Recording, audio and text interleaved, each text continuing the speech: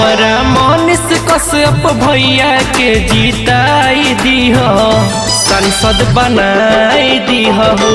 इनके बेटिया से दिल्ली तक पहुँचाई दीह, सांसद बनाई दीह। लोकसभा बेटिया से तू जीताई दीह, सांसद बनाई दीह।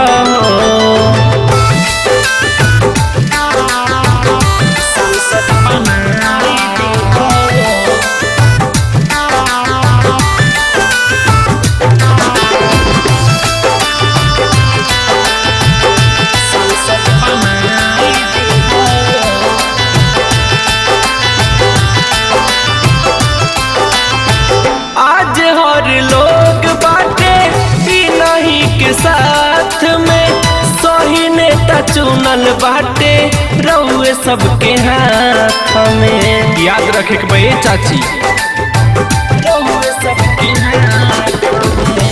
आज ले तो ऊंचा कैले बिहार के नाम हो, क्षेत्र खातिर कोइल चाहता रे कुछ काम हो।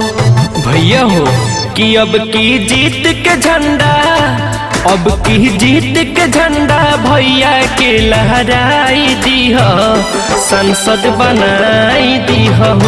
हमारा मनीष कश्यप भैया के जीताई दीह, संसद बनाई दीह। संसद बनाई दीह।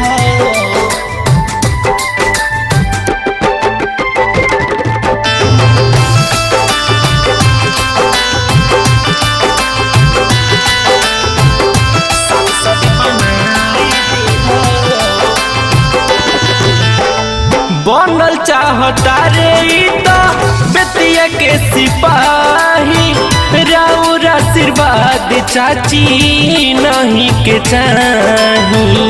राउर आशीर्वाद चाची नहीं के चाही। भैया तो हुए सबके दिल के धड़कन हो, बनस भैया संसद बाटे पुनित के मान हो। चाचा हो बतिया बीटू सिंह के, बतिया बीटू सिंह के तू खूंटी गठियाइली हो, संसद बनाई दीह। हमारा मनीष कश्यप भैया के जीताई दीह, संसद बनाई दीह। लाल बाबू डिजिटल रिकॉर्डिंग स्टूडियो बेतिया।